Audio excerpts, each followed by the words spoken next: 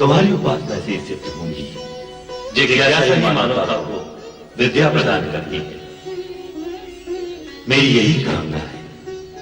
सृष्टि के सृजनहार ब्रह्मा जी की इच्छा का आदर अवश्य करूंगी। इस प्रकार ब्रह्मा सृष्टि की रचना में इतने आत्मविभोर हो गए कि वे अपने मानस में उत्पन्न अपने पुत्र दक्ष को प्रकट करना सर्वथा भूल गए। तब स्वयं दक्ष ने पीड़ित होकर ब्रह्मा को कठोर शब्दों में स्मरण कराया। मुझे भी प्रकट कीजिए परमपिता। आप अपने पुत्र दक्ष को उत्पन्न करना कैसे भूल गए? परमपिता, आपके मन में मेरा उद्भव हो चुका है। मैं अपने बाहर आने का मार्ग खोजते खोजते आपके चरण के अंगुष्ठ तक आ पहुंचा हूं। मुझे भी प्रकट कीजिए परमपिता, मुझे भी प्रकट कीजिए। दक्ष, मैं अपने से उत्पन्न मानस पुत्र पुत्रियों को देखने में ऐसा विभोर हुआ कि तुम्हारा ध्यान ही नहीं रहा।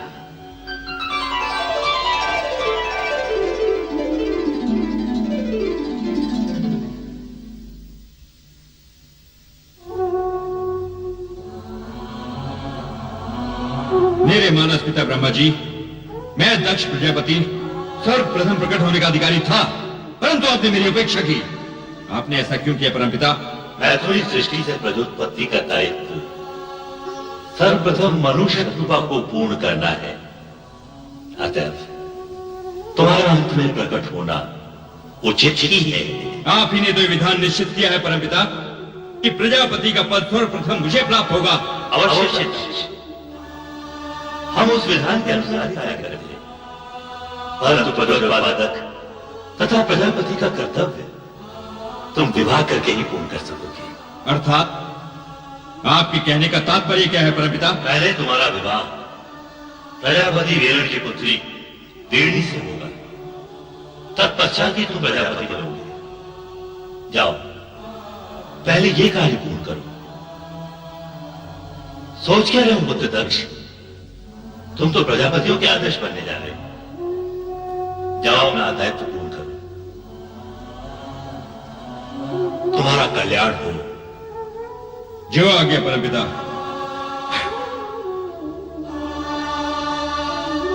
ओम नमः शिवाय।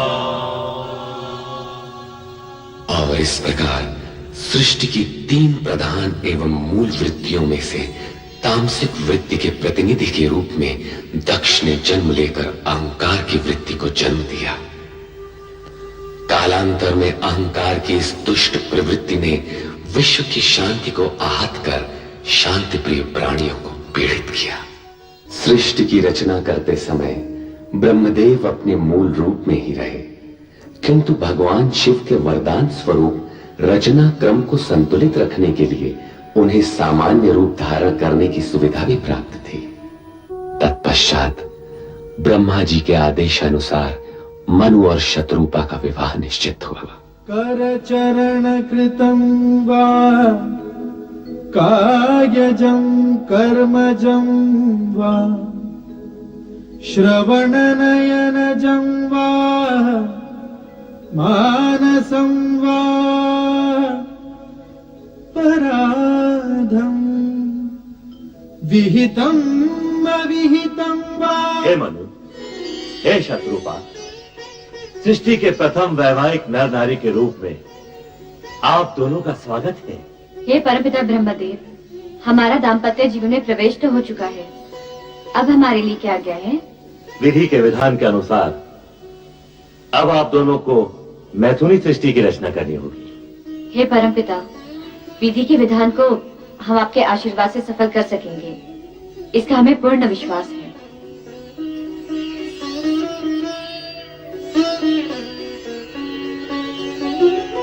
प्रजापति प्रजापालक महाराज वीरण अपनी कन्या सौभाग्य कांक्षिणी वीरणी का हाथ दक्ष प्रजापति के हाथ में समर्पित करके पाणी ग्रहण विधि पूर्ण कीजिए।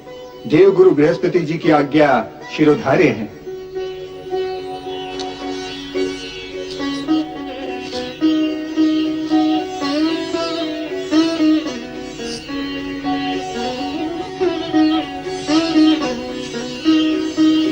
मैं प्रजापति वीरण अपनी कन्या वीरणी महाराजा दक्ष को समर्पित करता हूँ। सौभाग्यवती भव, चिरंजीव भव।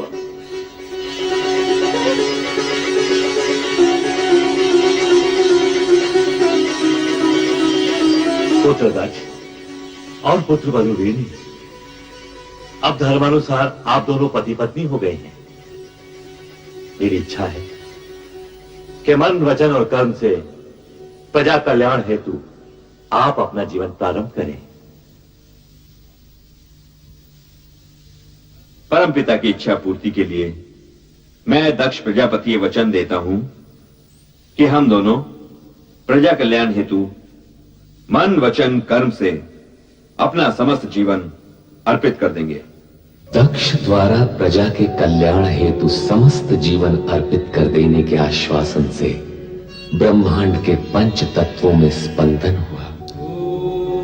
प्राणी मात्र के कल्याण का आयोजन समूचे वातावरण को तरंगित कर गया और तब प्रकट हुए कल्याण के सगुण साकार स्वरूप शिव।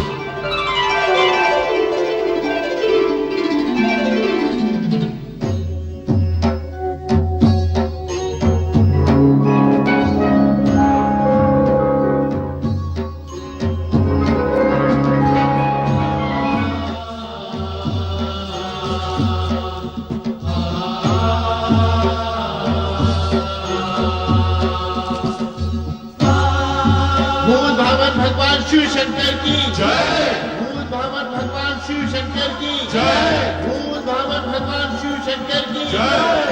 भूत भावन भगवान शिव शंकर की जय। भूत भावन भगवान शिव शंकर की जय। सदाशिव के सगुण रूप भगवान शिव शंकर की जय। हर हर हर महादेव।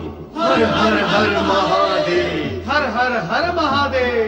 हर हर हर महादेव। हर हर हर महादेव। हर हर हर महादेव। हर हर हर हर महादेव। हर हर हर महादेव। हर हर हर महादेव।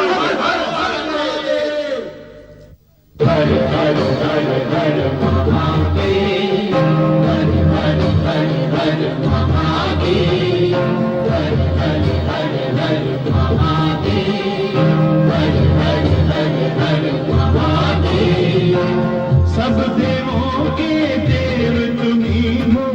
सब देवों के देव तुम्ही हो। हर हर हर हर महादेव। हर हर हर हर महादेव। हर हर हर हर महादेव। हर हर हर हर महादेव। हर हर हर हर महादेव।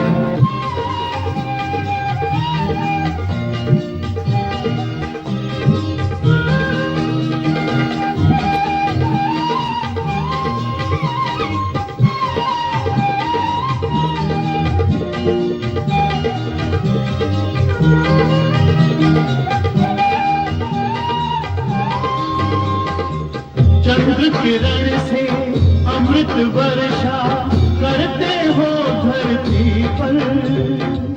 अपने रूप से करते देवा तीनों लोक उजागर। सागर बूंद समा देते हो, बूंद को करते हो सागर। हर हर हर हर महादेव। हर हर हर हर महादेव। हर हर हर हर महादेव। हर हर हर हर महादेव।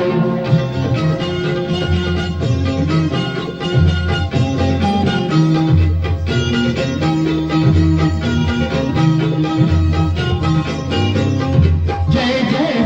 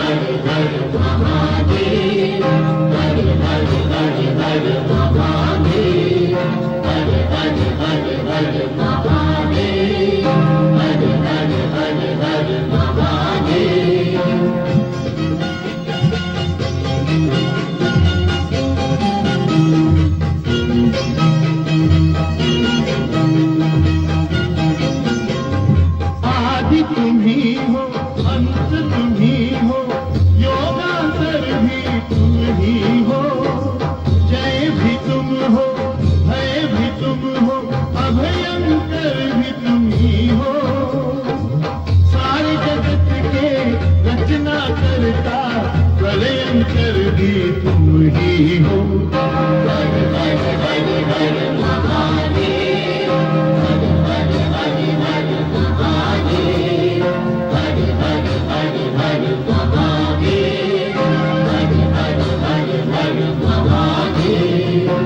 सब देवों के देव तुम्ही हो, सब देवों के देव तुम्ही हो। हर हर हर हर महादेव। हर हर हर हर महादेव। हर हर हर हर महादेव। हर हर हर हर महादेव। हर हर हर हर महादेव। हर हर हर हर महादेव। हर हर हर हर महादेव। हर हर हर हर महादेव।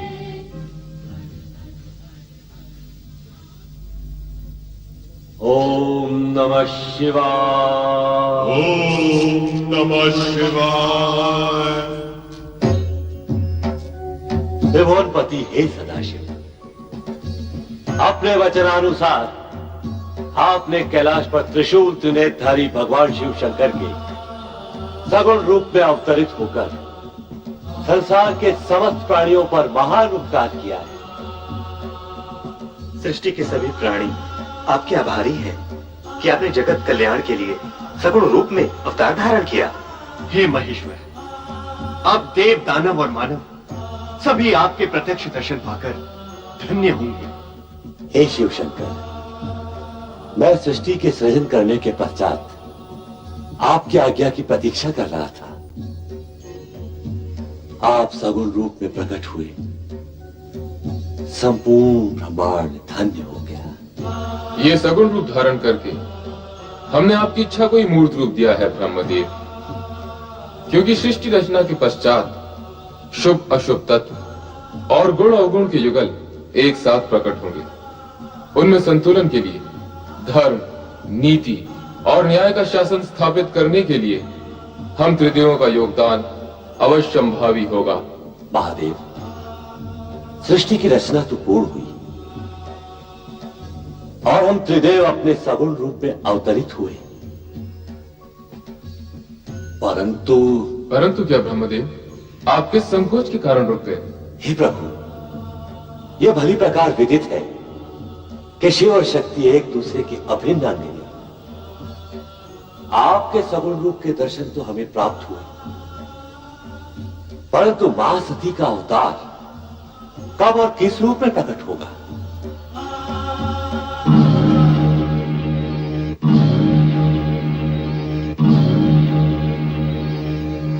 हमारी उत्सुकता शांत कीजिए विश्वेश्वर।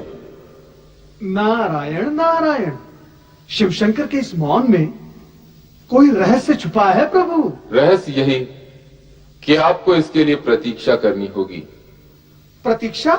प्रतीक्षा क्यों प्रभु? क्योंकि शक्ति का नारी अवतार तो मनुष्यों के भांति माता पिता के माध्यम से ही हो सकता है। जिस प्रकार आप अयुनिज अजन्मा प्रकट हुए हैं, उसी प्रकार शक्ति प्रकट नहीं हो सकती, क्योंकि ऐसा होना सृष्टि के नियमों और प्रकृति के विधान के अनुसार निश्चित हो चुका है।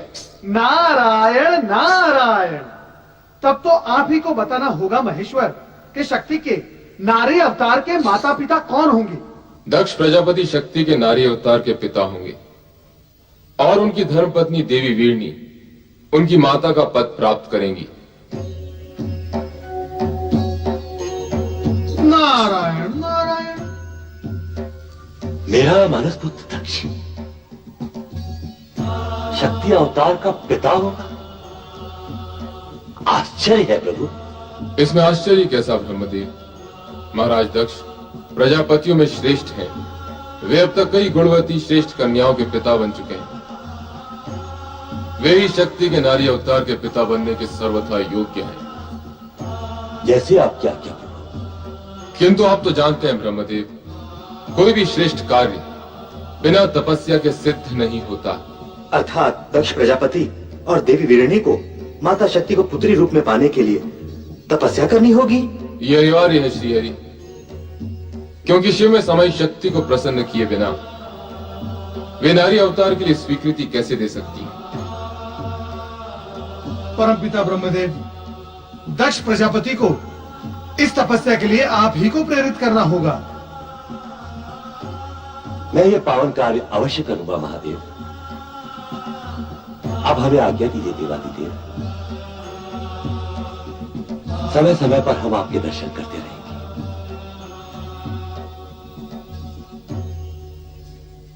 हर हर महादेव, हर हर महादेव, हर हर महादेव, हर हर महादेव, हर हर महादेव, हर हर महादेव, हर हर महादेव, हर हर महादेव, हर हर महादेव। हर हर महादेव। एक और त्रिदेव दक्ष प्रजापति की भावी पुत्री और शक्ति के नारी अवतार की चर्चा में निमग्न थे, तो दूसरी ओर दक्ष की अनेक युवा पुत्रियों में से एक अति सुंदर पवन सी चंचल, ओस सी कोमल और बहते जल सी थिरकती हुई रति पर पुष्पधनवा कामदेव मुक्त हो चुके थे।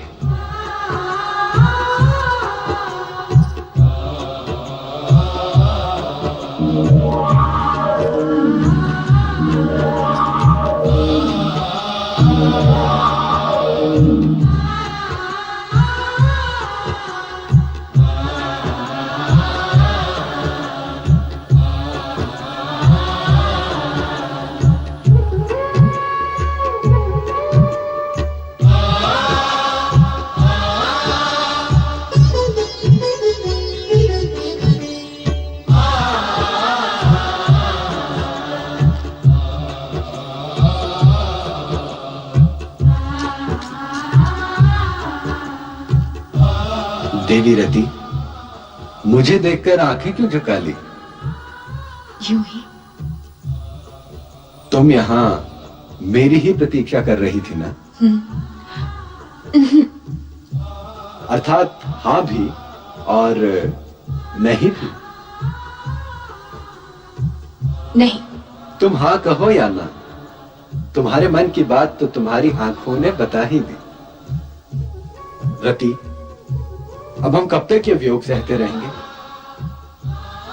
मैं क्या जानूं? जानता तो मैं भी नहीं हूं, परंतु इस बात का विश्वास है कि अब तुम अधिक देर मुझसे दूर नहीं रह सकती। रति और कामदेव का मिलन अब अनिवार्य है।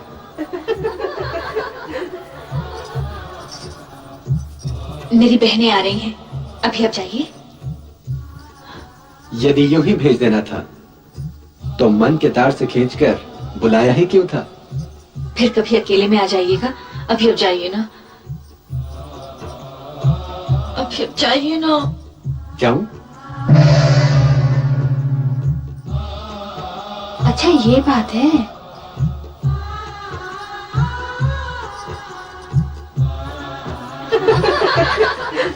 किससे बातें कर रही थी रति? किसी से भी नहीं। यहाँ कोई आया ही नहीं था। ये अपने आप से ही बातें कर रही थी। लगता है इसका मन भरमा गया है। आंखें दुल्हन बनी है और पलकें घूंघट सजा रही हैं। अधरों पर नहीं नहीं और मन में हाँ हाँ। अपने प्रियतम को यहाँ बुलाकर उसे अपने मन का हाल सुनाकर कहती है यहाँ कोई आया ही नहीं। बताओ ना रति, कौन था वो जो तुम्हारे हृदय को शीतल पवन की तरह स्पर्श कर आनंदित कर गया? बोल रति, कौन था वो जिसके मिलन से तेरे मुख की लालिमा और भी चमक उठी? बोलो ना, कौन था वो जो तुम्हारी चंचल चितवन और मादक मुस्कान के आकर्षण में बंधा यहाँ तक चलाया था? वो कौन था, कहाँ से आया था, मैं कुछ भी नहीं जानती। ओहो, परंतु उसके आगमन से जो मुझे आनंद की अनुभूति हुई है वो मैं नहीं बताने वाली। अच्छा, तो फिर हमें ही पता लगाना होगा कि वो था कौन।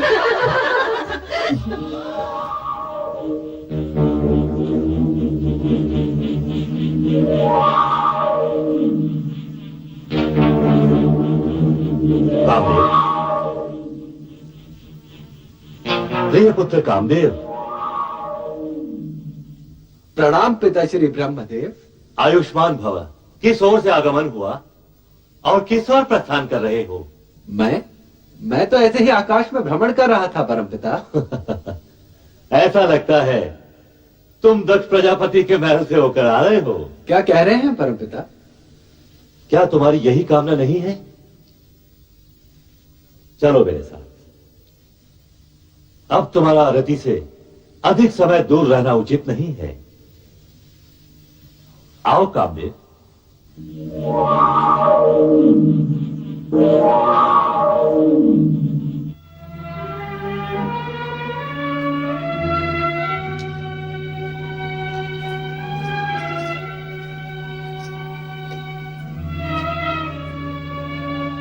क्या बात है महाराज, क्या सोच रहे हैं आप? महारानी, हमारी सभी कन्याएं विवाह के योग्य हो गई हैं। उनके लिए योग्य वरों का चयन करना किसी समस्या से कम नहीं। विधाता हर कन्या का भाग पहले से ही निश्चित कर देता है, और जिन कन्याओं ने दक्ष प्रजापति की पुत्रियों के रूप में जन्म लिया है वे साधारण नहीं हो सकती। आप उनकी चिंता छोड़िए। पुत्र दक्ष। पिताश्री, प्रणाम। प्रणाम परमपिता। आयुष्मान भव। इन्हें पहचाना? ये पुष्पधनवा कामदेव हैं। इन्हें भला कौन नहीं जानता। संभवतः तुम ये नहीं जानते कि हम तुम्हारी चिंता दूर करने आए हैं। हमारी चिंता? चिंता कैसी पिताश्री? तुम्हारी पुत्री रति के लिए कामदेव ही सर्वश्रेष्ठ वर हैं। हमारी इच्छा है कि तुम इन दोनों का विवाह शीघ्र ही संपन्न कर दो। रति और कामदेव पति पत्नी के रूप में एक दूसरे के पूरक बनेंगे। अब सोचने का समय नहीं है दक्ष। हम जानते हैं रति का जन्म कामदेव के लिए ही हुआ है, और इन दोनों की आकर्षण शक्ति एक दूसरे को निकट भी ला चुकी है। यदि ऐसा है तो आपकी आज्ञा हमें शिरोधारी है परमपिता। हम आपकी आज्ञा का पालन शीघ्र ही करेंगे पिताश्री।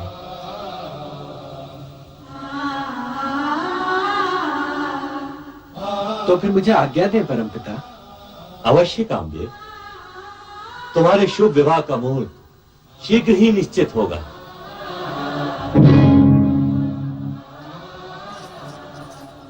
अकस्मात आपके दर्शन पाकर हमें अपार हर्ष हुआ है परमपिता। दक्ष, हमारे आगमन का उद्देश्य रति कामदेव विवाह प्रस्ताव से कहीं अधिक महत्वपूर्ण है। हम तुमसे एक विशेष अनुरोध करने आए हैं। अनुरोध क्यों पिताश्री? आप आज्ञा दीजिए। आदिदेव महादेव रुद्रावतार का सगुण रूप लेकर कैलाश पर प्रकट हो चुके हैं। ये तो तुम्हें ज्ञात ही होगा। सुना अवश्य है पिताश्री, परंतु सर्वशक्तिमान होते हुए भी उन्होंने ये विचित्र रूप धारण क्यों किया, ये मेरी समझ से परे है। शिव का यह रूप वैराग्य, योग व भक्ति एवं श्रद्धा का मूर्तिमान स्वरूप है। इसे समझना बड़े बड़े ज्ञानियों के लिए भी कठिन है। समय आने पर तुम्हें उनकी महानता का परिचय होगा। आप सत्य कह रहे हैं परमपिता। आपसे अधिक भोलेनाथ के विषय में भला और कौन जान सकता है। परमपिता, पहले ये बताइए कि आप जिस अनुरोध की बात कर रहे थे वो क्या है? मैं शिवाज्ञा से तुम्हारे पास एक संदेश लेकर उपस्थित हुआ हूं। क्या है वो संदेश? तुम दोनों को आद्य शक्ति मां जगदम्बे को पुत्री रूप में पाने के लिए तपस्या करनी होगी। तपस्या? तपस्या क्यों पिताश्री? यदि शक्ति माता को हमारे यहाँ पुत्री रूप में जन्म लेने की इच्छा है तो वे उसी रूप में प्रकट होंगी। उसके लिए तपस्या की क्या आवश्यकता है? मैं भी यही सोच रही हूँ। हमारी इतनी कन्याओं की तरह वो भी जन्म ले लेंगी। वे अन्य कन्याओं की तरह सामान्य कन्या नहीं होंगी। तपस्या करके उन्हें प्रसन्न किए बिना उनकी प्राप्ति असंभव है। ये न भूलो कि शक्ति के सगुण अवतार के माता पिता बनने का श्रेय और गौरव तुम दोनों को ही प्राप्त होगा, यह निश्चित है। इसलिए इस शिवाज्ञा को शीघ्र स्वीकार करके शक्ति आराधना प्रारंभ करो। जैसी आपकी आज्ञा। रति कामदेव के विवाह के पश्चात सर्वप्रथम हम आप ही की आज्ञा का पालन करेंगे पिताश्री। तुम्हारा कल्याण हो वत्स दक्ष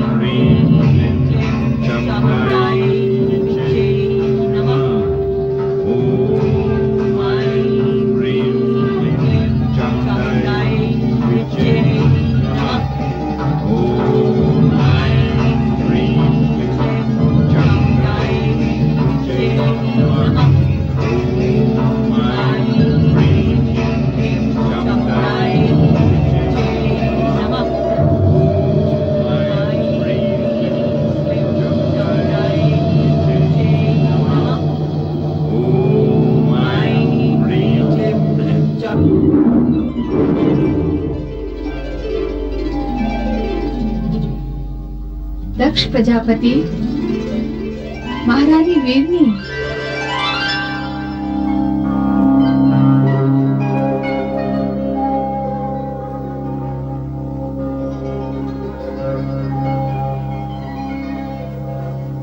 हे मां जगदम्बे, अष्टभुजाधारी विश्वेश्वरी, प्रणाम। देवी शक्ति, आपके दर्शन पाकर हम धन्य हो गए। तुम्हारी भक्ति आराधना सफल हुई प्रजापति दक्ष। महारानी वीरनी, मैं तुमसे प्रसन्न हूँ, वर मांगो। मां, अब तो साक्षात शक्ति है मां जगदम्बे। परम पिता ब्रह्मा जी की प्रेरणा से, आपको पुत्री रूप में पाने की कामना से ही हमने ये तपस्या की है मां। हमारी ये कामना पूर्ण करें मां, हमारी ये कामना पूर्ण करें। मेरी कोख से जन्म लेकर हमें माता पिता होने का गौरव प्रदान करें, हमारी इच्छा पूर्ण करें। आदि शक्ति विश्वेश्वरी। हाँ। तथास्तु। परंतु मेरा इस प्रकार शक्ति रूप में प्रकट होना शीघ्र ही आपकी स्मृति से ओझल हो जाएगा। ये किस लिए माँ? आप दोनों को ये स्मृति नहीं रहेगी कि मैंने आपकी पुत्री के रूप में जन्म लेने का वरदान दिया है। ऐसा क्यों मां सर्वेश्वरी? इस कारण कि मेरे जन्म के पश्चात आप मुझे साधारण कन्या समझकर उसी प्रकार स्वाभाविक व्यवहार करें जिस प्रकार सामान्य माता पिता अपनी पुत्री से करते हैं। ये किस लिए माँ? हर प्रयोजन बताया नहीं जाता महारानी वीरनी। जैसी माँ विश्वेश्वरी की इच्छा, परंतु अब हमारी कामना शीघ्र ही पूर्ण कीजिए। तुम्हारी कामना पूर्ति का वरदान तो मैंने दे ही दिया है महारानी वीरनी। कल्याण हो। जय हो मां आदिशक्ति जगदम्बे, जय हो। जय हो।